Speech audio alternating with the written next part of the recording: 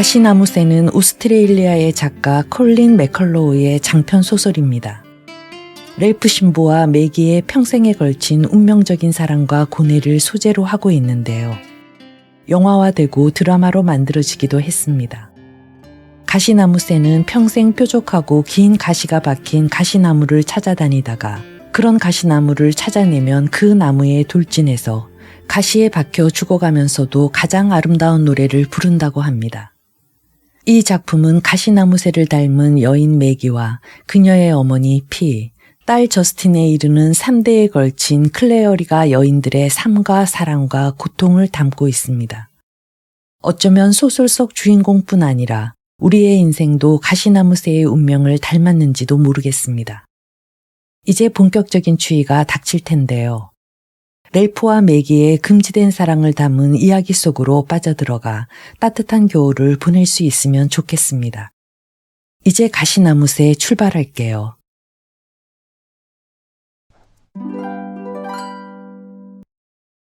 제1부 매기 1915년에서 1917년 꿈 많던 어린 시절 1915년 12월 8일 매기 클리어리는 네 번째 생일을 맞았다.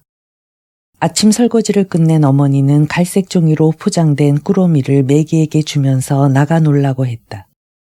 매기는 집 밖에 있는 가시금작가 숲 뒤로 가서 꾸러미를 풀기 시작했다. 하지만 너무 단단하게 포장되어 있어 어린 매기는 마음만 급할 뿐 손이 마음대로 움직이지 않았다.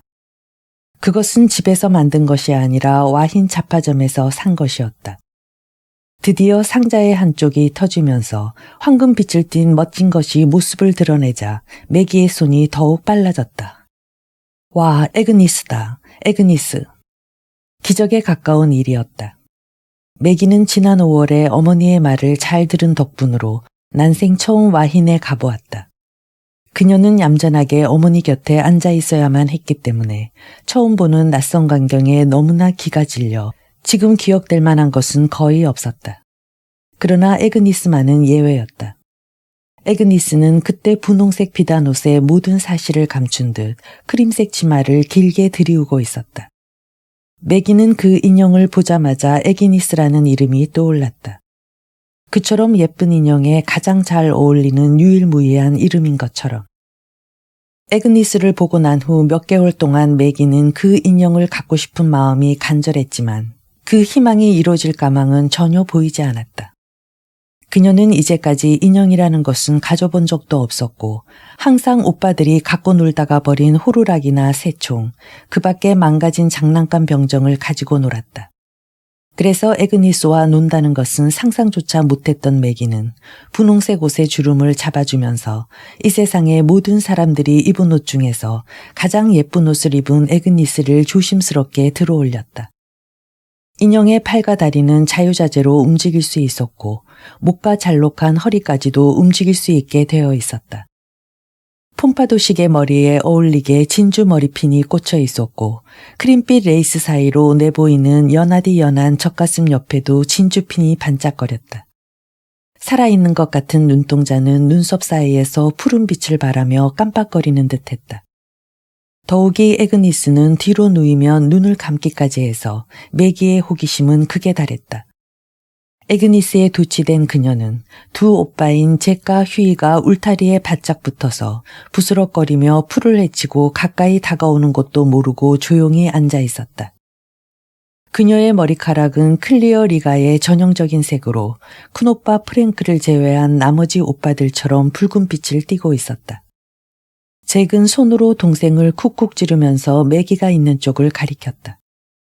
그들은 마치 무슨 반란자라도 쫓는 듯 군인들 흉내를 내면서 아직도 에그니스에 도취되어 혼자 중얼거리는 매기를 덮쳤다. 매기야, 이게 뭐냐? 잭의 말에 맞장구를 치며 휴이가 매기의 앞을 가로막으며 소리 질렀다. 한 번만 보자, 응? 싫어, 얘는 내 거야. 엄마가 준 생일 선물이란 말이야. 그래, 알았어. 구경만 할게. 미덥지 못한 듯 매기는 인형을 가슴에 끌어안고는 고개를 세차게 가로저었다. 정말 맹세코 보기만 할 테니 한번 보여줘. 할 수 없이 매기는 오빠들이 볼 수 있게끔 인형을 살며시 가슴에서 들어올렸다. 자, 봐. 아주 예쁘지? 에그니스야. 에그니스? 무슨 이름이 그러냐? 넌 왜 그 인형을 마가레트나 베티라고 하지 않았지? 잭이 빈정댔다. 치, 그의 이름은 에그니스라니까. 형, 저것 봐. 손이 움직이는데. 휴이가 인형의 손목이 돌아가는 것을 보고 말했다. 그래, 어디 한번 볼까? 안 된다니까 그래. 매기는 금방 눈물 방울이라도 떨어질 듯이 들어올렸던 인형을 힘주어 끌어안았다. 야, 너 정말 그럴 거야. 인형을 잡아당기면 손목이 빠져. 망가진단 말이야. 매기의 말은 듣지도 않고 잭이 인형의 손목을 비틀었다. 휴이까지 덩달아 치마를 끌어당겼다. 이래도 계속 고집부릴 거야. 더 혼나기 전에 내놓는 게 좋을걸. 잭 오빠, 제발 그만해. 인형을 망가뜨리려고 그러는 걸 난 다 알아. 아픔을 느끼면서 매기는 발버둥 쳤다. 히히, 드디어 뺏었다. 휴이가 외치는 소리와 동시에 매기의 두 팔 밑으로 인형이 빠졌다. 그들은 울고 있는 매기는 아랑곳하지 않고 인형이 어떻게 만들어졌는지 알아보려고 인형의 팔과 다리를 마구 비틀어 보았다. 사실 이럴 때 매기는 다른 사람에게 도움을 청할 수도 없었다. 클리어리가의 사람들은 남의 도움이나 원조를 받는 그 자체를 금기로 하고 있었고 그것은 여자인 매기도 마찬가지였다. 인형의 금발머리는 완전히 헝클어졌고 머리에 꽂힌 진주핀들은 숲속 여기저기에 흩어졌는가 하면 진흙탕에서 금방 나온 듯한 장화가 인형의 예쁜 드레스를 마구 짓밟아 버렸다. 매기는 눈물이 흘렀지만 진주핀을 찾기 위해 정신없이 풀속을 헤집고 다녔다. 난생 처음으로 느끼는 슬픔이었다. 프랭크는 빨갛게 단 편자를 찬물에 넣고는 등을 펴보아도 전혀 아픔을 느끼지 않았다. 아마도 이제는 대장간 일이 몸에 밴 탓이리라. 그가 풀모와 모루에서 보내는 시간들은 증오와 원망으로 가득 찬 시간이었다. 망치를 공구통에 던지고 난 후 프랭크는 약간 떨리는 손으로 이마에 흘러내린 머리를 뒤로 넘겼다. 그는 키가 무척 작았는데 160cm를 넘지 않았다. 또한 몸은 가늘었지만 그의 가슴과 팔은 대장간 일에 단련되어 단단한 근육을 가시하고 있었다. 검은 머리와 눈은 이상하게도 다른 가족에게서는 찾아볼 수 없는 이국적인 것이었는데 그의 외가 쪽인 마오리족의 혈통인 듯했다. 프랭크는 이제 16살이 되었고 바로 손아래 동생인 보부가 11살, 개구쟁이 두 형제인 잭은 10살, 휴이는 9살, 또 스튜어드가 5살, 막내이자 외동딸인 매기가 오늘로써 막 4살이 되었다. 그들의 집은 다른 뉴질랜드의 집에서 그렇듯이 얼렁뚱땅 지은 것 같은 목조 단층의 모양을 하고 있었다. 아마 지진의 영향 때문에 그들의 주택 양식이 이렇게 바뀌었는지도 모르는 일이었다. 뉴질랜드 땅은 인간에게 더할 나위 없는 것이었다. 집 주위에는 가시금작화가 노란 빛을 자랑하며 만발해 있었고 집 너머에서 물결치고 있는 푸른 초원은 마치 피오노 클리어리의 약혼 반지를 연상하게 하는 일대 장관이었다. 또한 허리에는 구름을 두르고 정상에는 눈으로 자태를 감춘 채 위용을 자랑하는 에그몬트 산이 가까이 있어 프랭크처럼 그 산을 매일 대하는 사람도 늘 감탄하게 했다. 집 모퉁이에서 놀고 있는 동생들이 보였다. 일전에 어머니는 매기에게 줄 인형을 사기 위해 와힌에 갈 때 프랭크를 데리고 갔었다. 하지만 그때 어머니가 매기의 생일 선물로 장난감을, 그것도 인형을 사줘야겠다고 하는 모습을 프랭크는 의아스럽게 바라보았다. 물론 사치스러운 물건을 살 돈도 없었지만 생일 선물이래야 옷이 고작이었던 지금까지와는 달리 매기가 난생 처음 한 나들이에서 중얼거린 말을 기억해 두었다가 인형을 사주시는 어머니의 모습에 놀라지 않을 수 없었다. 잭과 휴이는 집 앞에서 인형의 팔과 다리와 머리를 가지고 신나게 놀고 있었다. 프랭크의 눈에 보이는 것은 매기의 뒷모습이었는데 매기의 옷은 흑투성이인 채로 에그니스를 모욕하고 있는 오빠들을 멍하니 쳐다볼 뿐이었다. 저런 못된 것들. 프랭크를 무서워하는 잭과 휴이는 프랭크의 목소리가 들리자 그대로 도망쳐버렸다. 다음에 또 그랬다간 혼날 줄 알아. 프랭크는 도망가는 두 동생의 등에다 대고 큰 소리로 외쳤다. 자, 우리 착한 맥이. 오빠들을 혼내줬으니 다시는 인형에 손대지 않을 거야. 오늘은 즐거운 날이니까 웃어야지. 맥이의 얼굴은 퉁퉁 부어 있었고 눈물이 그렁그렁했다. 프랭크는 자기를 쳐다보는 맥이의 슬픔으로 가득 찬 눈이 너무나 처량해 보였다. 자, 맥이야, 코를 풀어야지. 그는 맥이의 코를 닦아주며 다정스럽게 말했다. 맥이는 아직도 어린애구나. 자, 애그니스도 옷을 입히자. 그렇지 않으면 햇볕에 몸이 그을린단다. 프랭크는 길모퉁이에 맥이를 앉히고 인형을 안겨주었다. 그러자 맥이는 애그니스의 피부가 큰 오빠의 말처럼 될까봐 급히 옷을 입히기 시작했다. 많이 망가진 것은 아니었다. 머리가 뒤엉켰고 팔과 다리가 더러워졌을 뿐이었다. 맥이는 자기 머리에 꽂아두었던 빗으로 헝클어진 애그니스의 황금빛 머리를 빗겨주었다. 자, 이제는 그만 집에 들어가야겠구나. 프랭크는 맥이를 번쩍 들어올리고는 가슴과 맥이 사이에 인형을 끼워 넣었다. 집에 도착하면 애그니스의 옷도 다려주고 목욕도 시킨 다음에 머리도 예쁘게 빗겨주렴. 피오노 클리어리는 부엌에서 감자 껍질을 벗기고 있었다. 큰 키는 아니었지만 적당한 키에 약간 굳은 표정을 한 미인이었다. 아이를 많이 낳았지만 그녀는 날씬한 허리와 유연한 몸매를 유지하고 있었다.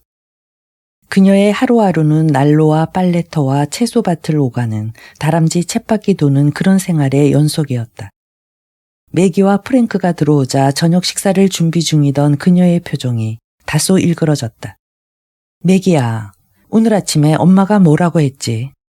깨끗한 옷을 더럽혀선 안 된다고 했지? 그런데 지금 내 꼴이 뭐냐? 이 말갈량이야. 어머니, 그건 맥이 탓이 아니에요. 잭과 휴이가 저지른 일 때문이에요. 프랭크는 조금 전에 일어났던 일을 설명했다. 어디 보자꾸나. 피오노는 인형이 어떻게 되었는지 궁금했다. 그녀는 말수가 적었으며 자발적으로 말하는 적이 드물었다. 그녀의 남편조차 그녀가 생각하고 있는 것을 알지 못했다. 왜냐하면 그녀는 특별한 경우를 제외하고는 남편의 말을 그대로 따랐다. 피오노는 인형을 훑어보고 난 후 맥이를 옷장 위에 앉히고는 내일 애그니스의 옷을 빨고 머리는 다시 손질해주자. 아마 프랭크 오빠가 애그니스를 목욕시킬 수 있을 게다. 그녀의 말은 판에 박힌 소리 같았다. 맥이는 그 말에 옅은 미소를 지었지만 피오노는 웃지 않았다. 그녀는 웃는 일이 없었다. 일만 열심히 할 뿐이었다. 할 일이 너무도 많았던 것이다. 그렇지만 피오노가 만성적인 피로에 시달리는 것을 아는 자식은 프랭크뿐이었다. 결국 그녀는 맥이가 빨리 자라기만을 기다리는 수밖에 없었다.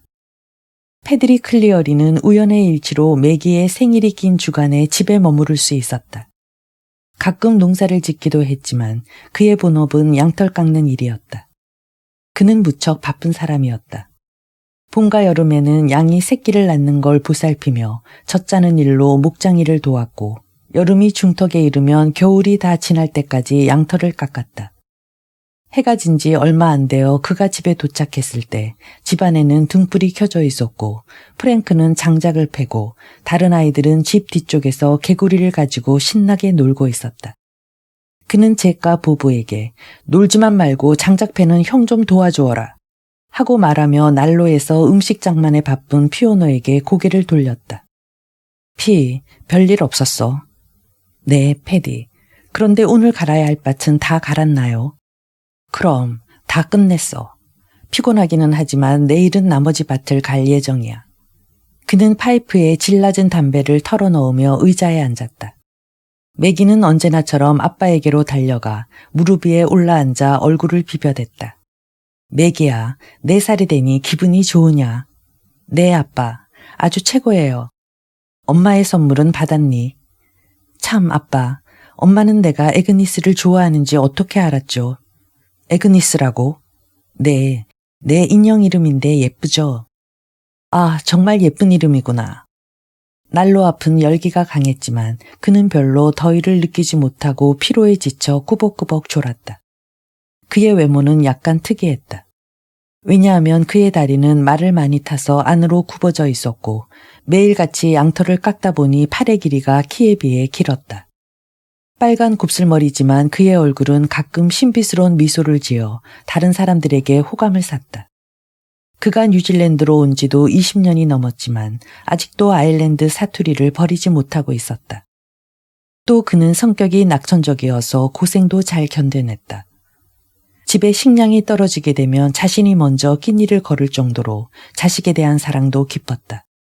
예전에는 성미가 불같아서 사람을 죽이기도 했지만 운이 좋아서 뉴질랜드로 출항하는 배를 탈 수가 있었다. 얘들아, 식사 시간이다. 피오너가 뒤쪽에서 놀고 있는 아이들에게 외쳤다. 음식을 나르는 피오너의 재빠른 솜씨는 인류 호텔의 웨이터가 무색할 정도였다. 또 스튜아냐? 자신의 이름과 똑같은 음식을 앞에 두고 스튜어드가 얼굴을 찌푸렸다. 쓸데없는 소리 말고 먹기나 해. 패디가 엄한 눈초리로 주의를 주었다. 산더미 같은 그 많은 음식들이 순식간에 사라져버렸다. 매일 똑같은 종류의 음식이지만 그들은 항상 잘 먹었다. 피오너는 식탁에 앉아 식사를 금방 끝낸 후 부엌으로 가서 잼 푸딩을 가져왔다. 야, 잼 푸딩이다. 매기가 스푼을 들고 환호성을 질렀다. 정말이로구나. 엄마가 매기의 생일이라고 솜씨를 발휘했나 보다. 패디가 미소를 지으며 말했다. 아이들은 방학이어서 식사가 끝난 후 장작을 나르고 창고일도 하며 집안일을 거들었다. 난 이제 자야겠어. 그러세요, 패디. 패디가 자리를 뜨자 매기의 인형을 고치고 있던 프랭크가 재빨리 일어나 쌓여있는 접시를 닦았다. 그것은 그가 엄마를 도와주기 위해 은밀히 하는 작업이었다. 원래 패디가 각자의 일은 각자 하도록 했기 때문이었다. 그렇지만 피오너의 일은 너무 힘겨울 정도로 많아 프랭크는 매일 밤 패디가 잠자리에 들어간 후 엄마의 일을 도와주었다. 피오너는 부드러운 눈으로 프랭크를 바라보았다. 프랭크, 내가 없었으면 난 접시 몇 개 더 닦는다고 제가 쓰러지진 않아요. 그렇지만 이런 일로 내게 수고를 끼치다니. 엄마, 우리도 한여를 두었으면 좋겠어요. 글쎄, 그렇게 되면 좋겠지만. 그는 비누가 묻은 손을 행주로 닦으며 굽혔던 허리를 폈다. 프랭크의 가출. 일요일만 되면 오빠들 중 한 사람과 집을 보는 것이 매기의 일과였다. 패드리 클리어리는 어린애들을 성당에 데리고 가지 않았다. 그는 매기도 학교를 졸업한 후 조용히 앉아 미사를 드릴 수 있게 되면 성당에 데리고 나가야겠다고 생각했다. 패드에게 있어 이 종교는 일상생활에서 빼놓을 수 없는 중요한 일이었다. 그는 결혼식을 올릴 때에도 영국 성공의 신도인 피오너 때문에 무척 애를 먹었다. 결국 피오너가 자신의 종교를 버림으로써 결혼을 할 수 있었지만 그렇다고 해서 그녀가 카톨릭으로 개종한 것은 아니었다. 피오너의 선조인 로드릭 암스트롱이 뉴질랜드에 정착하기까지에는 무척이나 많은 우여곡절이 뒤따랐다. 그것은 18세기 영국의 상황에 의한 것이었는데 그 당시 영국의 법은 매우 엄격해서 살인, 방화, 일실링 이상의 도둑질은 교수형에 처했고 그 이하의 가벼운 죄를 범한 자들은 종신형을 선고해서 식민지인 아메리카로 쫓아보냈다. 그러나 1776년 미국이 독립하자 당장 죄수들을 보낼 곳이 마땅치 않아 자국 내의 모든 죄수들을 수용하게 되었으므로 형무소가 문자 그대로 초만원을 이루게 되었다. 이때 취한 조처가 아더 필립 선장으로 하여금 호주로 항해토록 하여 1000명의 죄수들을 호주 동남단에 있는 사우스 웨일즈로 보냈던 것이다. 이 항해는 무려 8개월이나 걸렸고 바로 이 배에 20살의 나이로 종신 유배형을 받은 로드릭 암스트롱이 타고 있었다. 1803년 로드릭은 23살이 되어 이국 땅인 시드니에 도착했다. 그는 워낙 행동이 거칠었기 때문에 곧 흉악범 형무소로 보내졌지만 그의 마음속에서 타오르는 중호와 반항심의 불길을 어느 누구도 걷잡을 수 없었다. 1810년 그는 다른 죄수들과 함께 다리를 쇠사슬에 묶인 채 데즈미아 섬으로 이송되어 도로를 만드는 작업에 투입되었다. 그는 그곳에서 탈주의 기회를 엿보다가 10명의 다른 죄수들과 함께 5명의 군인을 참혹하게 학살해버리고 한기가 스며드는 밀림을 헤치고 하버터항에 이르러 작은 목선을 훔쳐 타고 태즈만 해류를 가로질렀다. 그들은 마실 물과 먹을 음식이 전혀 없는 상태였다. 배가 표류하여 뉴질랜드 서부 해안에 닿았을 때 11명 중 생존자는 단 3명뿐이었다. 후에 그들의 생존에 대해 다른 사람들은 인육을 먹었음이 틀림없다고 주장했다. 이 일은 로드릭 암스트롱이 본국에서 이송된 지 9년째 되던 해에 일어난 일이었다. 그는 아직 젊은 나이였지만 몸이 몹시 여의어서 겉으로 보기에는 60살은 되어 보였다. 하지만 1840년 최초의 정식 이주민이 뉴질랜드에 도착했을 무렵 그는 상당히 넓은 땅을 소유하고 있었고 마오리족의 여자를 얻어 자식도 13명이나 거느리고 있었다. 게다가 1860년에는 식민지의 귀족이 되어 아들들을 영국에 있는 귀족학교에 보낼 수 있었다. 로드릭의 손자가 제임스였는데 피오노는 그의 외동딸이었다. 그녀가 태어난 것은 1880년이었고 14명의 오빠와 남동생들 사이의 유일한 딸이었다. 피오노는 어린 시절에 경험한 신교의 간소한 예배의식을 좋아하지만 결코 말한 적은 없었다. 그녀는 패드의 종교를 인정하고 그와 함께 미사에도 참가했으며 아이들이 카톨릭 교회에 나가는 것도 동의했다. 다만 개종을 하지 않아서 식사나 치친전의 기도와 같은 일상적인 종교 생활에서는 아이들에게 세심한 신경을 쓰지는 못했다. 매기는 18개월 전 와힌에 가본 이후의 첫나들이었으며 처음으로 학교를 가는 날이었다. 그러나 너무 흥분한 탓인지 아침에 먹은 것을 토하고야 말았다. 매기야, 다음에 또 속이 좋지 않거든 엄마한테 미리 말해다오. 빨랫감이 늘지 않게 말이야. 자, 이제 빨리 학교에 가야겠다. 지각하면 아가다 수녀가 회초리로 때릴 테니. 그리고 학교에서는 얌전히 굴고 오빠들 말을 잘 들어야 한다. 알았지? 간단히 주의해야 될 일을 일러준 피오너는 잼 샌드위치로 된 도시락을 매기의 손에 쥐어주며 밖으로 데리고 나왔다. 매기야, 빨리 와. 지각한단 말이야. 하는 보부의 말에 매기는 나이 순서대로 걸어가는 오빠들의 뒤를 쫓아갔다. 그들은 가파른 언덕길을 올라가야 했는데 언덕 위에 오르게 되면 와힌으로 가는 길이 연결되어 있었다. 5명의 빨간머리 아이들은 숨을 헐떡이며 잠시 쉬어가기로 했다. 클리어린의 집에서 와힌까지의 거리는 8km였고 아직 어리기만 한 매기에게는 힘이 들었다. 그래서인지 얼굴에는 홍조를 띄우고 있었고 또 한편으로는 헬스하게 보이기까지 했다. 학교의 집합 종소리가 나지 않나 하고 귀를 세우고 가던 보부가 매기를 돌아보더니 가만히 숨을 내쉬고는 가방을 잭에게 맡기고 매기에게로 왔다. 매기야, 오빠가 업어줄게. 매기는 보부의 등에 업혀 머리를 등에 기대고 가노라니 무척이나 편안해 그제서야 와힌을 둘러보았다. 구경할 것은 별로 없었다. 와힌 시내는 길 옆으로 건물들이 쭉 늘어서 있었고 규모가 큰 마을보다 조금 더 클 정도였다. 다만 2층짜리 호텔과 자파 상점에 달려있는 햇볕을 막아주는 차양이 신기할 정도였다. 공립학교와 영국 성공회 교회가 나란히 서 있었고 그 맞은편에는 천주교 성당과 부속학교가 자리 잡고 있었다. 그들이 마지막 자파 상점을 통과할 때 성당의 종이 울렸고 뒤이어 묵직한 공립학교의 종소리가 울리기 시작했다.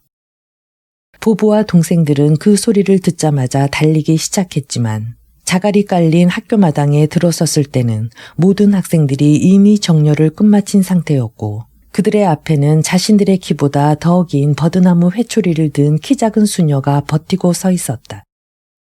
부부는 아무런 지시도 받지 않았지만 동생들을 데리고 대열가는 약간 떨어진 곳으로 갔다.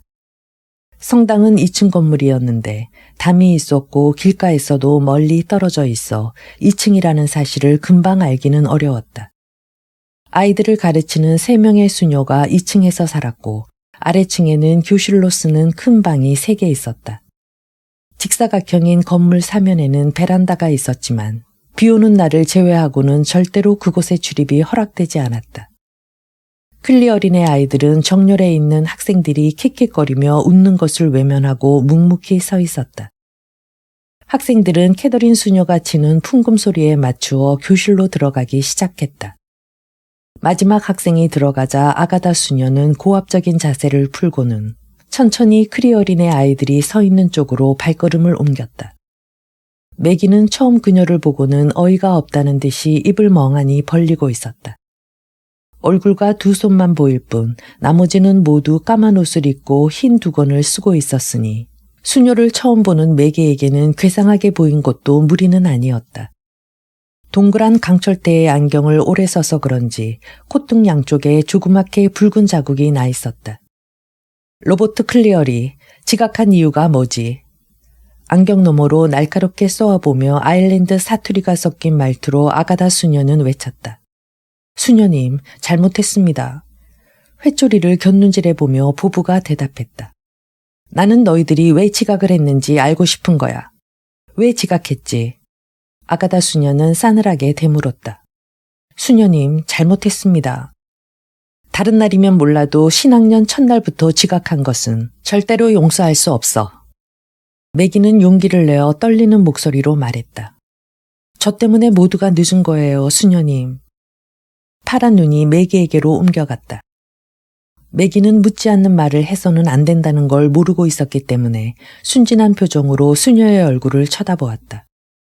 부부가 재빨리 발로 매기의 다리를 찼지만 그녀가 그것을 이해하기에는 너무 어렸다. 내 잘못이라고. 사실은 제가 아침에 토했거든요. 그래서 옷을 다시 갈아입고 씻어야 했기 때문에 오빠들이 늦은 거예요. 아가다 수녀는 기가 막히다는 얼굴로 부부를 쳐다보며 찢어질 듯한 소리로 물었다. 도대체 얘는 누구지? 수녀님, 그 애는 제 막내 동생 맥입니다. 알았다. 그럼 앞으로는 참된 신사나 숙녀는 말을 함부로 해서는 안 된다는 것을 알려주어라. 좋은 집안에서 성장했으면 다 아는 것을 내 입으로 이야기를 해야 하다니. 자, 모두 손을 내밀어. 하지만 모두 제 잘못이에요, 수녀님. 매기는 손을 내밀면서 울음을 터뜨렸다. 조용히 하지 못해. 아가다 수녀는 악에 바친 사람처럼 소리를 질렀다. 누구의 잘못으로 너희들이 늦었든 내가 상관할 것은 없어. 하지만 벌을 받아야 된다는 사실은 피할 수 없어. 모두 6대씩이다. 매기는 보부가 맞는 것을 보고 겁에 질렸으나 그는 용케 참으며 움찔하지도 않았다. 잭도 마찬가지로 몸을 움직이지도 않았고 비명을 지르지도 않았으며 어린 스튜어드까지 잘 참았다. 매기는 회초리가 올라가자 스스로 눈을 감고 입술을 깨물면서 아픔을 잊으려고 했다. 그녀 역시 울기에는 너무도 부끄럽고 자존심이 상했다. 정당한 이유가 있는데도 맞아야 된다는 생각을 하니 너무 화가 나서 견딜 수가 없었다. 매기는 저학년이라 맨 뒷좌석에 앉아 있었는데 오전 내내 공포와 불안에 휩싸여 수녀의 말을 거의 이해할 수가 없었다. 오후 수업 시작을 알리는 종이 울려 다른 아이들이 함께 줄지어 서게 되자 그제서야 매기는 주위의 다른 학생들을 자세히 볼 수 있었다. 매를 맞는 것이 수치스러웠지만 다른 애들이 쑥덕거리는 것을 모르는 척 할 수밖에 없었다. 매기는 맨 뒷줄에 앉은 탓으로 아가다 수녀의 눈초리로부터 약간 벗어난 안전지대에 있었다. 매기의 옆에는 검은 피부의 한 작은 소녀가 앉아 있었는데 커다랗고 까만 눈을 가진 아이였다. 내 이름이 뭐니? 연필 끝을 입술에 대고는 작은 소녀가 물었다. 매기 클리어리야. 매기는 아주 나지막이 속삭였다. 순간 날카로운 목소리가 교실 안에 울려 퍼졌다. 지금 떠든 게 누구지? 매기는 깜짝 놀라 당황하며 놀란 눈으로 주위를 둘러보았다. 교실의 모든 학생들이 매기를 쳐다보고 있지 않은가. 아가다 수녀가 빠른 걸음으로 매기에게 다가왔다. 내가 떠들었지, 메간 클리어리. 네, 수녀님. 무슨 얘기를 했지? 제 이름을 말했어요, 수녀님. 내 이름이라고. 아가다 수녀는 경멸에 모두 공감해야 된다는 듯이 주위를 둘러보았다. 그리고는 다시 매기를 향해 날카롭게 소리쳤다. 내가 말할 때는 일어서야지. 이 무식하고 작은 야만인 같으니라고. 빨리 손을 내밀어. 매기는 머뭇거리면서 일어서더니 손을 내밀었다. 그러나 수녀의 회초리가 내려오자 무서움을 참지 못하고 손을 피해버렸다. 머리 끝까지 화같이 솟은 수녀는 매기의 아름다운 머리채를 잡아 가까이 끌어당겼다. 매기는 공포에 사로잡혔다. 냉정을 되찾은 수녀는 예의 바를 정도로 조용히 말했다. 메간 클리어리 손을 내밀어. 매기는 갑자기 속이 메스꺼려 입을 벌리고 그대로 토해버렸다. 교실 안의 아이들은 모두 겁에 질려 사태를 주시했다. 매기가 수녀의 옷에 음식물을 토해버린 것이다. 아가다 수녀의 옷에 토사물이 떨어지자 그녀는 분노와 놀라움으로 몸을 떨었다. 그러더니 그녀는 손으로 얼굴을 가리고 있는 매기를 후려치기 시작했다. 얼마 동안 때리더니 분이 풀리는지 손가락으로 문을 가리키며 소리를 질렀다. 이 더러운 계집애, 보기 싫으니까 어서 빨리 사라져. 집으로 가란 말이야. 그녀는 말을 마치고는 옷을 갈아입기 위해 교실을 나갔다. 매기는 어쩔 줄 몰라 스튜어드를 쳐다보자 스튜어드는 이해와 연민의 눈빛으로 매기를 쳐다보며 고개를 끄덕였다. 아마도 수녀의 지시대로 따르라는 눈치였다. 길거리를 처량하게 건노라니 매기는 눈물이 나올 것만 같았다. 아직 수업이 끝나려면 2시간이나 남아있는데 혼자서 집으로 돌아가야만 했고 또 학교에서 일어났던 일들을 엄마에게 직접 이야기를 해야만 했다. 아니, 무슨 일이지? 피오노는 지친 목소리로 뒷문으로 들어오는 매기를 보고 말했다. 학교에서 또 토했어요. 그것도 아가다 수녀의 옷에요. 저런. 허리에 손을 댄 채 피오노는 말을 잇지 못했다. 매도 많이 맞았어요. 눈물을 글썽이며 매기가 울먹였다. 정말 어처구니 없구나. 피오노는 양동이를 들고 뒤뜰로 가면서 말했다. 아무튼 아빠가 오실 때까지 기다려보자. 이 일에 대해 아빠가 뭐라고 하실지 모르겠구나. 매기는 맥이 풀려 손으로 눈을 비비며 잠시 어머니가 걸어가는 모습을 보고 있다가 대장간으로 뛰어내려갔다. 프랭크는 앞말에 말굽을 끼워주고는 그 말을 마구간에다 밀어놓고 있는 중이었다. 그때 매기가 문 사이로 얼굴을 살며시 내밀었다. 그는 돌아서서 매기의 천진난만한 귀여운 얼굴을 쳐다봤다. 그런데 눈에 눈물이 가득 괴어 있었다.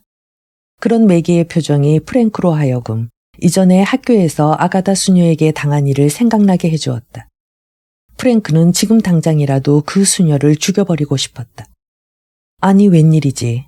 우리 착한 매기가. 매기한테서 이상한 악취가 풍겼다. 프랭크는 가까스로 악취를 참으며 매기의 얼굴과 마주칠 정도로 몸을 굽혔다. 프랭크 오빠. 마침내 매기는 눈물을 쏟으며 울음을 터뜨렸다. 신기하게도 크리어린의 아이들은 소리를 내어 우는 법이 절대로 없었다. 매기는 마음속으로 괴로워하면서 조용하게 흐느껴 울었다. 깜짝 놀란 프랭크는 매기가 울음을 그치자 동생을 들어 건초 더미 위에 올려놓았다. 매기는 프랭크의 가슴에 얼굴을 파묻고는 물었다. 프랭크 오빠, 그 여자는 왜 우리를 때리지? 분명히 잘못했다고 말했는데. 우리가 가난하다는 것이 그 이유지. 수녀란 원래 가난한 학생들을 싫어하거든. 매기도 지내보면 알겠지만 우리는 오브리언네처럼 학교에 풍금을 기증하지도 못하고 교회에 헌금을 많이 내지도 못하잖니. 그래서 수녀들이 우리들뿐 아니라 가난한 학생들에게 그런 식으로 대하는 거야. 예전에 난 아가다 수녀한테 몹시 맞은 적이 있었지. 하지만 나는 꼼짝도 하지 않았어. 이 일이 수녀를 화나게 했던 또 다른 이유란다. 그 여자는 클리어린의 아이들은 절대로 울지 않는다는 데 대해 굉장히 화가 나 있거든. 나는 내 오빠들한테 만약 수녀 앞에서 울면 가만히 두지 않겠다고 다짐을 해놓았지. 그건 매기 너도 마찬가지야. 수녀가 아무리 심하게 때려도 울어서는 절대 안 돼. 오늘 울었니? 아니, 울지 않았어. 매기는 하품을 했고 눈코풀이 스르르 감겼다. 프랭크는 매기를 건초 위에 누이고 나서 휘파람을 불며 일을 하러 갔다. 패디가 왔을 때도 매기는 여전히 잠을 자고 있었다. 그는 프랭크가 마차 굴대를 만들고 있는 것을 보며 중얼거렸다. 얘가 여기 있는 줄 알았지. 프랭크는 아버지를 힐끔 보고 가볍게 고개를 끄덕였다. 패디는 자기를 쳐다보는 프랭크의 눈초리가 항상 의심과 막연함이 담겨 있어 불안감을 느끼게 만들었다. 패디는 낡은 포대로 대장간의 물기를 닦아내며 프랭크에게 물었다. 엄마한테 들었는데 매기가 학교에서 쫓겨온 모양이더라. 무슨 일이 있었는지 너는 알고 있니? 프랭크는 일손을 멈추고 몸을 세우며 말했다. 아가다 수녀가 매기를 이해하지 못하고 회초리를 드는 바람에 수녀 옷에다 토해버린 모양이에요. 패디는 잠시 얼굴을 찌푸렸지만 마음을 진정시킨 후 매기를 바라보면서 프랭크에게 물었다. 아마 처음으로 학교를 가니 흥분했던 모양이구나. 글쎄요. 학교에 가기 전에도 토했었는데. 그래서 지각을 하게 되니까 모두 회초리로 6대씩 맞았는데 매기는 자기 때문에 오빠들도 매를 맞았어야 했던 일에 무척 당황했나 봐요. 게다가 점심시간 이후에 아가다 수녀가 또 때리려 하자 우리 매기가 점심때 먹은 샌드위치를 아가다 수녀의 옷에다 전부 토해버렸대요. 그리고는 아가다 수녀는 분을 참지 못하고 어린 매기의 몸을 회초리로 흠씬 때린 후에 집으로 쫓아보냈어요. 나는 수녀님들을 존경하고 있고 그녀들의 행동에 이의를 제기하면 안 된다고 생각하지만 난 그녀들이 매질을 너무 심하게 한다는 생각이 가끔 들어. 하긴 미련한 아일랜드인에게 지식을 가르치려니까 그렇겠지만 패디는 애처로운 눈초리로 매기를 쳐다보며 말했다. 그래도 오늘은 우리 매기가 처음으로 학교에 간 날인데. 프랭크는 깜짝 놀란 눈으로 아버지를 쳐다보았다. 패디가 아무리 아들을 사랑하고 있다고 말했어도 딸인 매기를 더 사랑하고 있음을 깨닫게 되었다. 프랭크는 순간 아버지를 좋아할 수 있을 것 같은 심정으로 미소를 지으며 말했다. 아버지, 우리 매기는 참 기특하죠. 패디는 매기를 쳐다보며 무심코 고개를 끄덕였다. 매기는 몸을 뒤척이더니 살며시 눈을 떴다. 그녀는 프랭크의 옆에 서서 자기를 쳐다보고 있는 아버지를 보자 무서워서 새파랗게 질려버렸다. 그러나 패디는 어깨를 으쓱거리고는 건초더미에서 딸을 번쩍 들어올려 꼭 껴안아주며 부드럽게 말했다. 매기야, 오늘은 힘든 하루였지. 오늘 선생님한테 맞았어요, 아빠. 그래, 아빠도 아가다 수녀를 아는데 앞으로도 또 매를 들 거야. 패디는 딸을 어깨 위에 올려놓으며 웃었다. 엄마가 너를 씻길 물을 데워넣었다. 어서 가보자. 프랭크는 빨간머리 부녀가 다정하게 집으로 올라가는 것을 물끄러미 쳐다보았다. 아가다 수녀는 그 후에도 매기를 정기적으로 때렸지만 또 토할까봐 일정한 거리를 두고 때렸기에 별로 아프지는 않았다. 매기의 옆에 앉은 검은 피부의 눈이 큰 아이는 와힌에서 카페를 하고 있는 이탈리아 사람의 막내둥이였다. 그녀는 그저 평범했고 이름은 테레사 아눈지오였다. 매기는 그 애를 좋아하게 되었다. 테레사 아눈지오 역시 매기를 좋아했는데 그것은 이미 그들이 단짝이 되었다는 말이다. 어느 날 테레사는 자기네 집으로 매기를 데리고 가 가족들에게 소개시켜 주었다. 테레사 아눈지오의 검은 피부와 큰 눈에 매기가 반했듯 그들은 매기의 황금빛 머리에 매혹된 듯했다. 그들은 갈색 눈을 들어 그들을 쳐다보는 매기를 천사와 같다고 느꼈다.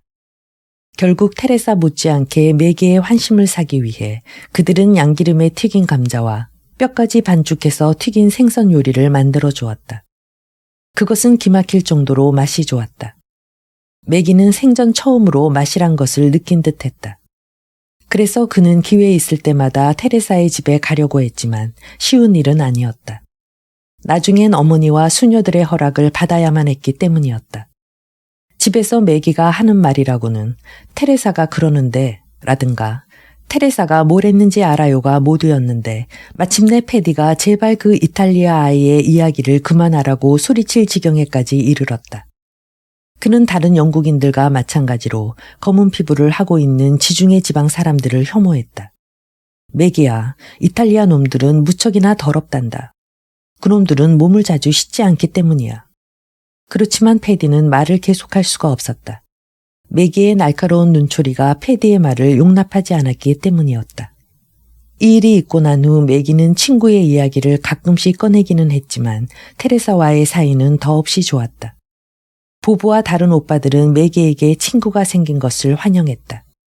그것은 이제 그들이 더 이상 여동생을 돌보지 않아도 되었기 때문이었다. 이제는 아가다 수녀가 칠판에 쓰는 것이 무슨 의미인지를 조금씩 알게 되었다. 매기는 총명했기 때문에 더하기와 빼기가 갖는 의미를 터득하게 되었다. 만일 그녀가 아가다 수녀에 대한 공포심만 극복했더라면 우수한 학생이 되었을 것이다. 그러나 아가다 수녀가 날카로운 눈초리로 질문만 하는 순간이면 산수에는 자신이 있는 매기의 목소리가 속으로 기어들어가기만 할 뿐이었다. 읽기도 재미있었지만 아가다 수녀의 지시가 있을 때면 고향이란 단어조차 더듬거리기 일쑤였다. 매기가 토한 이후 아가다 수녀의 또 다른 목표물은 스튜어드였다. 스튜어드는 동생이 너무 가여워서 고의적으로 잘못을 저질러 수녀의 분노를 자기 쪽으로 돌렸다. 그러나 수녀는 그의 속셈을 당장 알아챘다. 아가다 수녀는 클리어리 집안의 기질이 사내 아이들뿐만 아니라 계집 아이에게도 있음을 깨닫고 세찬 분노를 터뜨렸다. 누가 아가다 수녀에게 클리어린의 아이들을 왜 그렇게 미워하느냐고 묻는다면 그녀도 명확하게 대답하기는 힘들었다. 그러나 어려운 삶을 살아온 그녀에게 있어서 가난하지만 자부심이 강하고 민감한 클리어리 집안은 도전자임이 분명했다. 매기에게 있어서 가장 치명적인 것은 왼손을 사용한다는 사실이었다. 첫 국어 시간에 매기는 신이 나서 연필을 놀리자 아가다 수녀가 눈을 동그랗게 뜨고는 뛰어와서 호통을 쳤다. 메간 클리어리, 그 연필을 내려놓지 못해. 아가다 수녀의 또 다른 전투가 시작되는 소리였다. 매기는 천성적으로 왼손잡이였다. 아가다 수녀의 강요에 못 이겨 오른손으로 연필을 바꿔 쥐었지만 손이 움직여주지 않았다. 결국은 손이 마비라도 된 것처럼 손에서 연필이 떨어졌다. 아가다 수녀가 무슨 수를 써도 매기는 글자 하나 쓰기가 힘들었다.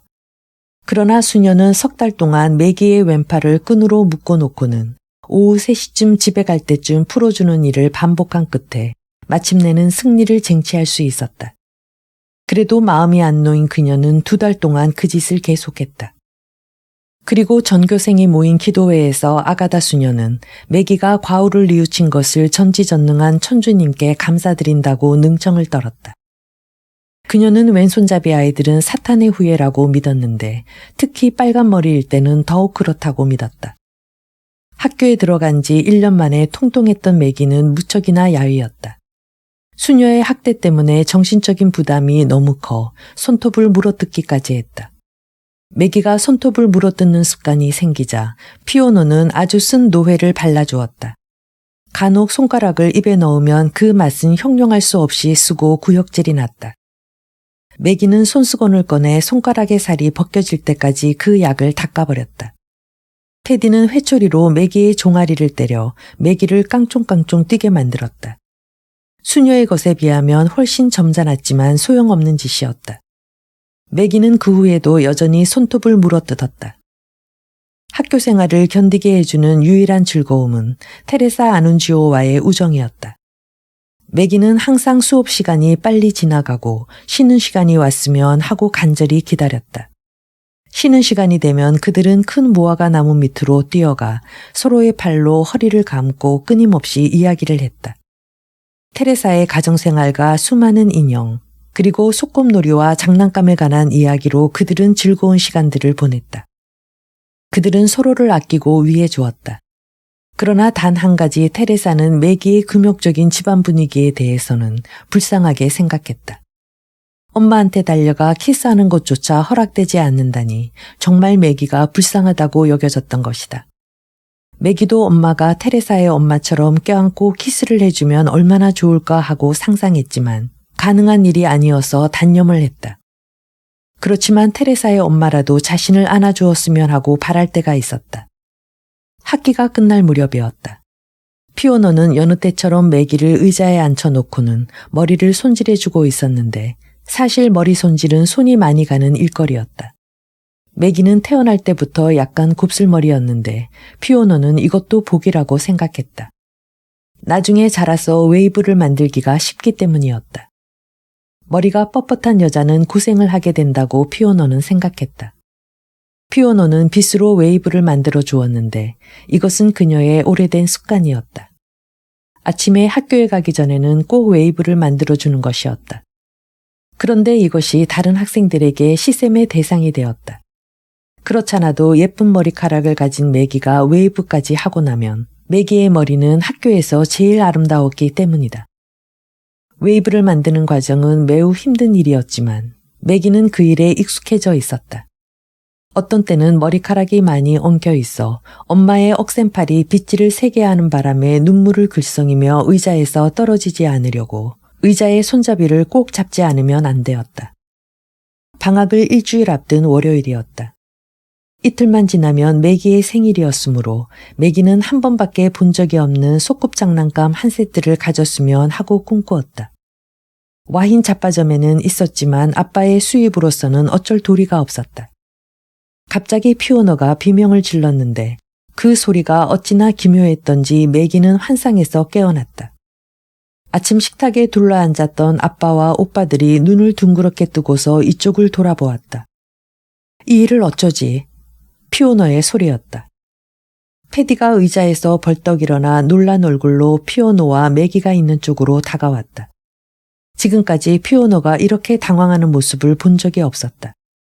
패디와 사내 아이들이 피오너의 주변에 몰려들었다.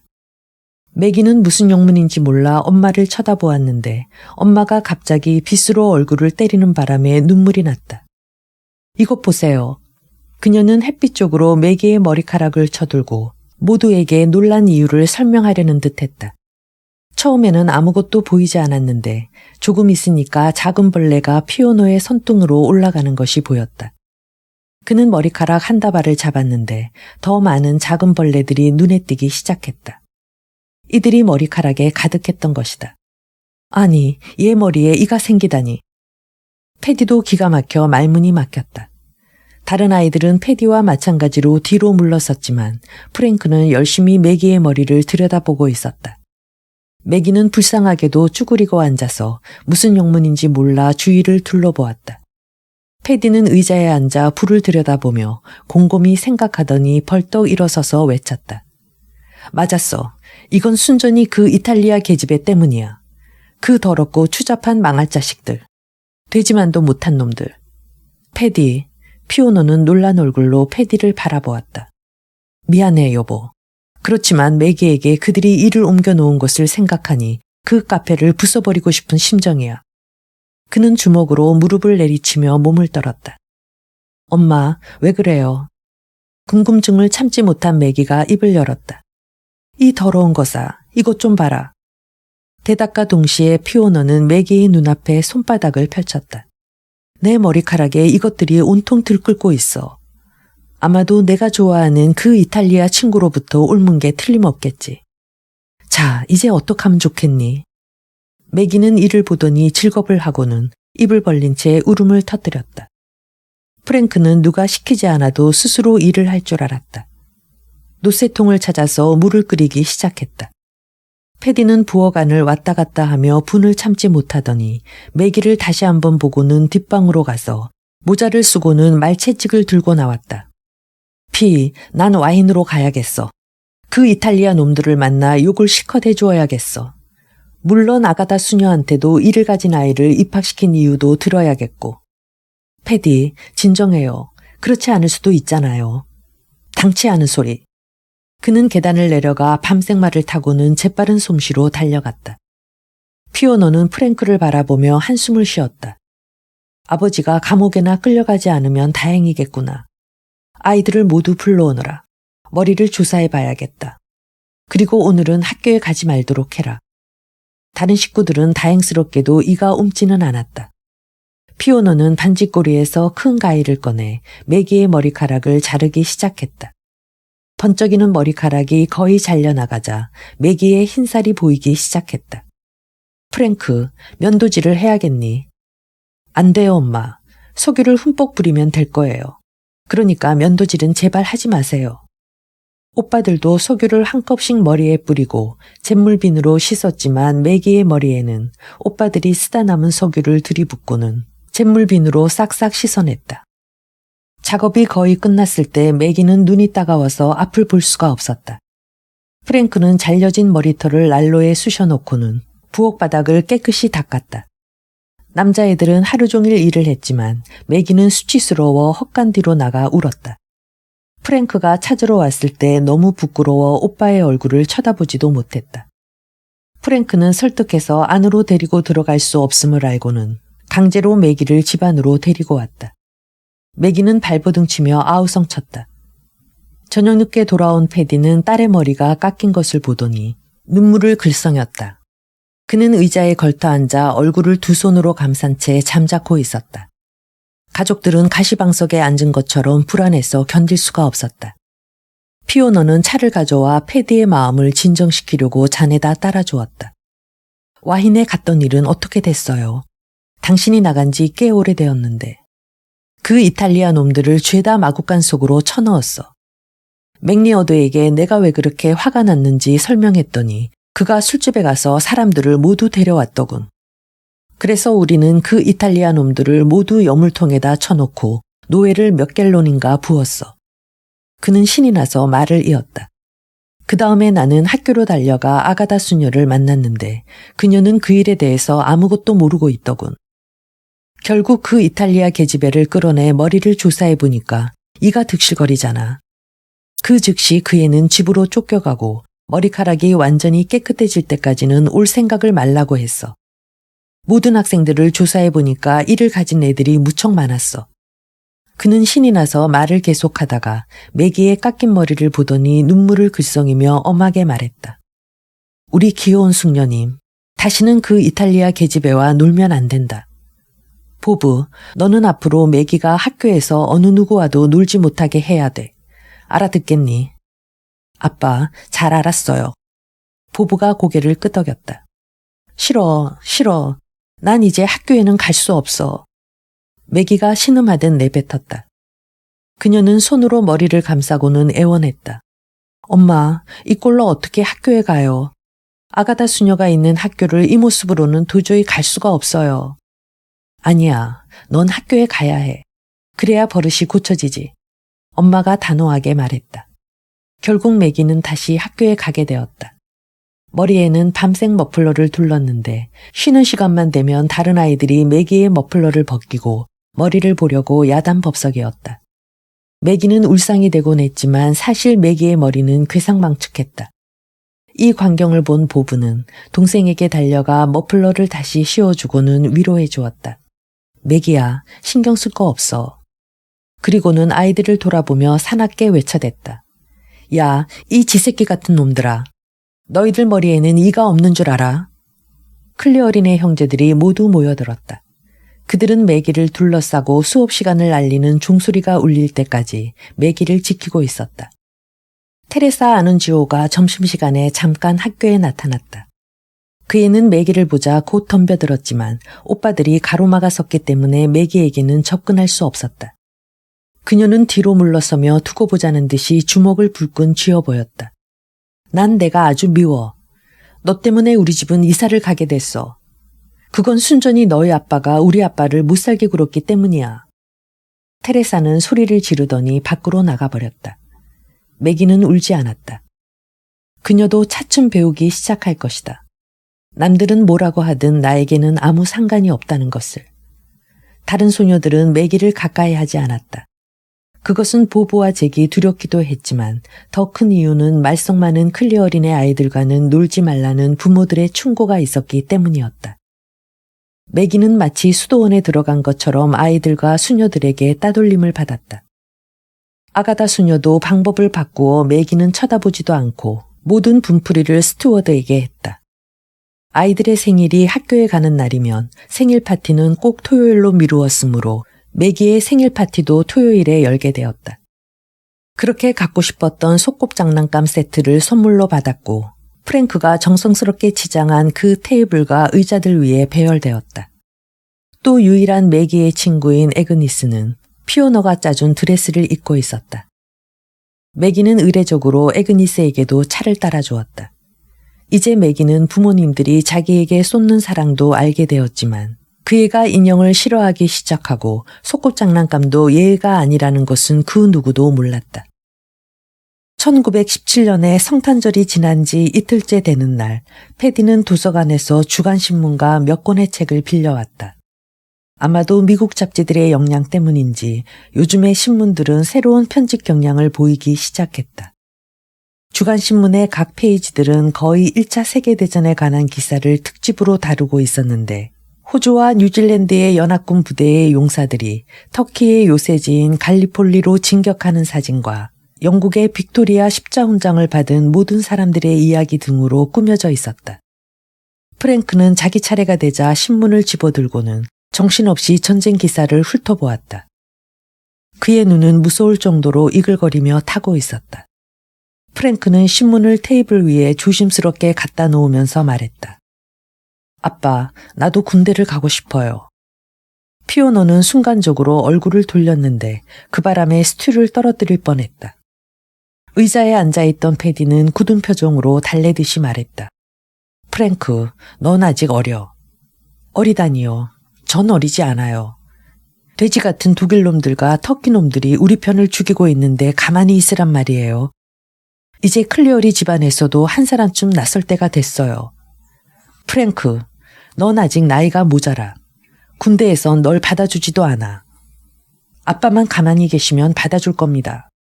프랭크가 재빨리 공격했다. 그의 매서운 눈이 패디를 뚫어지게 바라보고 있었다. 그렇지만 난 절대 반대야. 지금 우리 집안에서 일을 해서 돈을 버는 사람은 너뿐이야. 우리는 내가 벌어오는 돈이 필요하다는 걸 넌 알고 있잖니. 하지만 군대에서도 월급을 받잖아요. 패디는 웃었다. 군인의 월급이라고.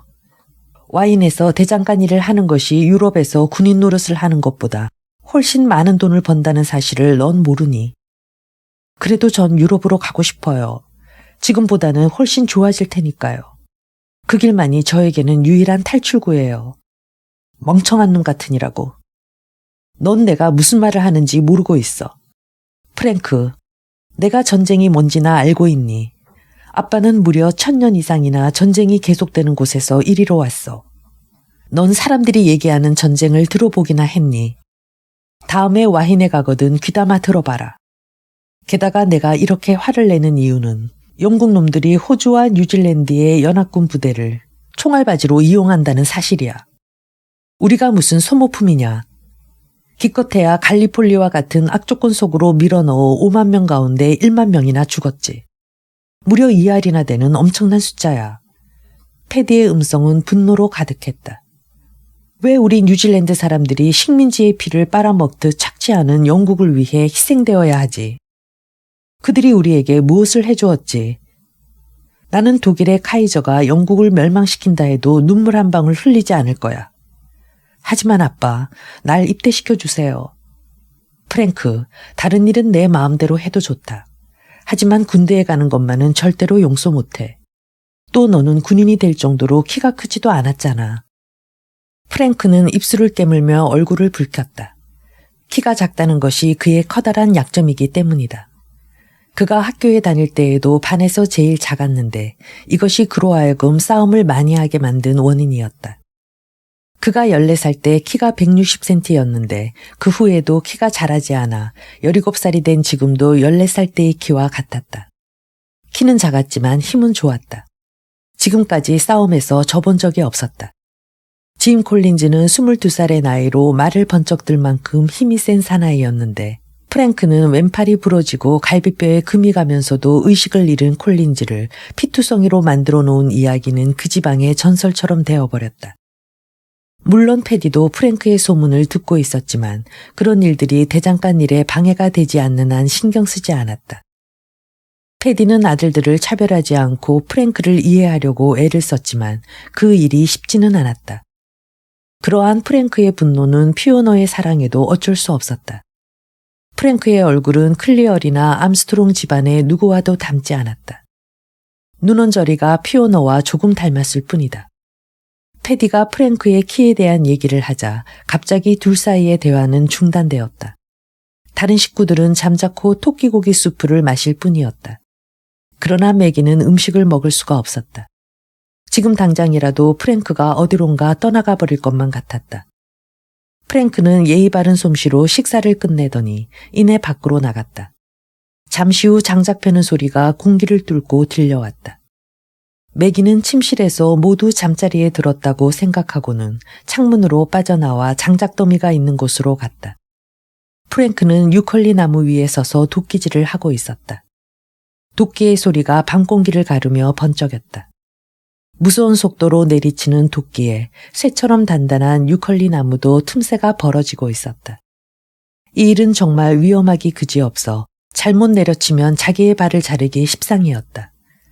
프랭크는 땀을 빨아들이도록 손목에 가죽밴드를 댔지만 장갑은 끼지 않았다. 도끼를 진 손은 민첩하고 정교했다. 매기는 프랭크가 벗어놓은 셔츠 옆에 앉아 감탄을 하며 넋을 잃고 바라보았다. 유컬리 나무는 너무 단단해서 도끼날이 금세 무뎌졌기 때문에 프랭크의 옆에는 3개나 되는 도끼가 놓여 있었다. 매기도 프랭크처럼 나무를 패고 싶어 도끼를 들어보았지만 꿈쩍도 하지 않았다. 대부분의 뉴질랜드 도끼는 날이 한쪽만 서 있는데 그 날은 아주 날카로워서 잘못해서 빠진 도끼날을 맞게 되면 누구든지 그 자리에서 즉사할 수밖에 없다. 매기는 튀는 나무 조각들을 오랫동안 익숙한 솜씨로 피하면서 프랭크가 자기를 발견하게 되기를 기다렸지만 그는 도끼질에 여념이 없었다. 통나무가 반으로 잘려졌다. 그러나 프랭크는 숨을 헐떡이며 반대편으로 돌아서서는 다시 도끼질을 계속했다. 도끼는 반으로 잘린 통나무 틈새로 깊숙이 박혔다. 그러자 그의 몸쪽으로 수많은 나무 조각이 튀었지만 프랭크는 조금도 개의치 않고 도끼를 잡은 손에 더욱 힘을 주는 것이었다. 통나무는 순식간에 잘려졌다. 그는 재빨리 몸을 피하면서 미소를 지었다. 미소는 그의 즐거움의 표현이었다. 그는 새 도끼를 잡으려고 돌아서다가 잠옷 차림인 여동생을 보았다. 매기는 그때까지도 참을성 있게 앉아서 잠옷의 단추를 만지작거리며 프랭크의 일이 끝나기를 기다리고 있었다. 그는 매기의 탐스럽던 머리카락이 없어진 것이 약간은 어색했지만 사내아이 같은 스타일도 잘 어울려 보였다. 아니, 어떻게 밖으로 나왔지? 스튜어드 오빠가 잠든 다음 창문으로 빠져나왔어. 그러다가 너 사내아이처럼 되겠다. 상관없어. 혼자서 노는 것보다 사내애들하고라도 놀았으면 좋겠어. 그렇게 생각하니? 그런데 무슨 일로 자지 않고 나왔니? 매기는 애원하는 눈으로 프랭크를 올려다보며 말했다. 프랭크 오빠, 떠나지 않을 거지? 그렇지. 매기는 울음을 참으려다 코가 꽉 막혀 입으로 숨을 쉬며 물어보았다. 매기야, 난 가게 될지도 몰라. 프랭크, 안 돼. 엄마와 난 프랭크 오빠 없이는 무슨 일을 어떻게 해야 할지를 모르겠어. 프랭크는 마음이 아프면서도 매기의 말투가 엄마를 닮은 게 신기해서 웃어 보였다. 매기, 세상 일이란 뜻대로 되지 않을 때도 있단다. 너도 조금씩 알게 되겠지만 클리어린의 사람들은 항상 자신보단 전체를 위하도록 배웠지. 하지만 난 달라. 먼저 자신을 생각해야 한다고 믿어. 내 나이 17이고 이제는 내 나름대로 살아갈 때가 된 거야. 그래서 떠나려고 했는데 아빠가 반대한 거야. 그 이유는 가족 전체를 위해서 내가 필요하다고 말이야. 난 아직 성년이 안 돼서 아빠의 명령을 따를 수밖에 없구나. 매기는 프랭크의 말을 이해하려고 애쓰면서 열심히 눈을 깜빡거리며 들었다. 그래, 매기, 난 오래전부터 집을 떠날 결심을 했단다. 난 떠날 것이고 그것으로 그만이야. 물론 너와 엄마는 날 그리워하며 섭섭해하겠지만 아빠와 다른 애들은 나를 잊어버릴 거야. 아빠가 나를 잡는 것은 오직 돈 때문이거든. 프랭크 오빠, 이제는 우리가 싫어졌어. 프랭크는 돌아서서 매기를 끌어안고 쓰다듬었다. 그는 크나큰 고통과 번뇌와 싸우고 있는 중이었다. 오, 나의 귀여운 매기. 난 엄마와 널 다른 사람들을 모두 합친 것보다 더 사랑하고 있단다. 내가 조금만 더 컸어도 내 말을 이해할 수 있을 텐데. 그는 매기를 놓아주며 자신의 감정을 억제하려고 애썼다. 매기, 내가 크면 오빠를 이해하게 될 거야. 프랭크 오빠, 제발 집을 떠나지는 마. 프랭크는 고통스럽다는 듯이 웃었다. 매기, 넌 오늘 밤 내 계획을 다 들었으니까 다른 누구한테는 말을 해서는 안 된다. 프랭크 오빠, 누구에게도 말하지 않겠다고 약속할게. 그 대신 집을 떠나지 마. 매기는 너무 어려서 자신의 마음속에 담겨있는 것을 설명할 수 없었다. 이 집에서 매기에게 이야기하면서 즐거워하는 사람은 프랭크뿐이었다. 그는 늘 자상하게 매기를 대해주었다. 프랭크가 있는 한 절망이란 것도 매기에게는 없었다. 프랭크 오빠, 꼭 가야 한다면 떠나도 좋아. 매기가 억지로 웃으며 속삭였다. 알았어, 매기. 엄마가 내 방으로 가기 전에 빨리 내 자리로 돌아가야지. 아침이 되자 집안의 분위기가 이상했다. 프랭크가 집을 떠났기 때문이다. 매기를 깨우는 피오노의 얼굴이나 식탁에 둘러앉은 사내애들의 표정이 무척 어두웠다. 피오노는 아침 식사를 마친 후 그들을 모두 밖으로 내보냈다. 곡간디에서 보부가 매기에게 말했다. 프랭크 형이 달아났어. 와인에 갔는지 어떻게 알아? 이런 바보, 멍텅구리. 형은 군대에 가고 싶어 했단 말이야. 나도 조금만 더 컸다면 형하고 같이 갈 수 있었을 텐데. 난 큰오빠가 언제까지나 집에 있었으면 좋겠어. 보부가 어깨를 으쓱거리며 빈정댔다. 너야 계집애니까 계집애 같은 말만 하는 거야. 매기는 오빠의 놀림에 대꾸도 하지 않고 곧바로 엄마가 있는 곳으로 뛰어갔다. 아빠는 어디 계세요? 와인에 가셨다. 프랭크 오빠를 데리고 돌아오실까요? 피오노는 불쾌한 듯 말했다. 우리 집에는 비밀이라는 게 없구나. 와인에 가도 붙잡을 수는 없을 거야. 하지만 왕관 위에 있는 군대와 경찰서에 부탁을 하고 오시겠지. 엄마, 프랭크 오빠가 다시 돌아오면 얼마나 좋을까요? 난 프랭크 오빠가 멀리 떠나버리는 것을 바라지 않아요. 프랭크가 떠나기를 바라는 사람은 아무도 없어. 그래서 아빠는 프랭크를 찾으러 가신 거야.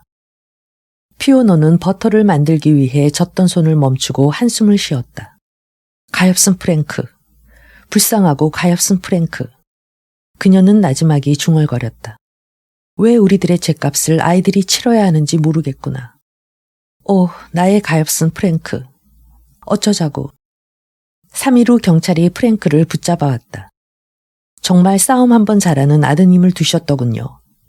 군인들이 자기 때문에 비상에 걸려 지키고 있는 것을 알아채고는 젊은 군인 둘의 꽁무니를 차고는 길거리로 뛰어들었죠. 만일 재수 없게도 순찰 중인 경관과 마주치지만 않았더라면 아마 도망쳤을 겁니다. 정말 싸움 한번 화끈하게 벌였습니다. 수갑을 채우는데도 사람이 5이나 필요했어요. 호송 책임을 맡은 왕관 위의 경찰관이 패디에게 말했다. 무거운 수갑이 풀어지자 보부와 잭과 휴이는 뻣뻣하게 서서 프랭크가 또 한바탕 싸움을 벌이기를 바랐으며 스튜어드는 평화스럽고 동정적인 눈으로 조용히 바라보았다. 그러나 매기는 두 손을 뺨에 대고서 혹시 누가 프랭크를 해치지나 않을까 걱정이 되어 고통스럽게 그들 사이를 비집고 밀고 다녔다. 프랭크는 먼저 엄마를 쳐다보았다. 순간 어머니와 아들의 시선이 이루 형언할 수 없는, 말로서는 도저히 이해되지 않는 그 무엇을 주고받았다. 예상대로 되었다는 패디는 경멸에 찬 눈초리로 차갑게 쏘아보고 있었다. 그날 이후 패디는 늘 프랭크를 점잖게 대했다. 그러나 프랭크는 끝없는 하늘에서 날개를 잘리우고 노래는 침묵 속으로 잠겨 새장에 갇힌 새처럼 부끄럽고 어색해서 동생들을 대하기가 싫었다. 매기는 어머니가 잠자리를 보살펴주고 돌아간 후에 창문을 통해 밖으로 나와 뒷마당으로 갔다. 매기는 프랭크가 아버지와 호기심 많은 눈들을 피해 곳간의 건초더미 위에 있으리라는 것을 알았다. 프랭크 오빠, 어딨어? 매기는 곳간의 어둠 속으로 더듬더듬 걸어가며 무대에서처럼 속삭였다. 여기 있다, 매기. 생명이나 정열이라고는 조금도 담겨있지 않아서 프랭크의 목소리라고 생각하기 어려운 지친 목소리가 들려왔다. 매기는 소리가 나는 쪽으로 달려갔다. 오, 프랭크 오빠. 오빠가 돌아와서 난 너무나 기뻐. 매기는 프랭크를 꼭 껴안고 프랭크의 가슴에 머리를 기댔다.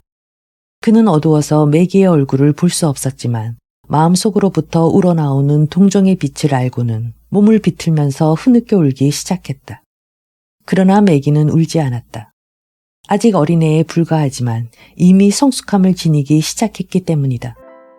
비통한 프랭크의 흐느낌이 찬 공기를 뚫고 퍼져나갈 때까지 매기는 프랭크의 머리를 앞뒤로 흔들어 주었다.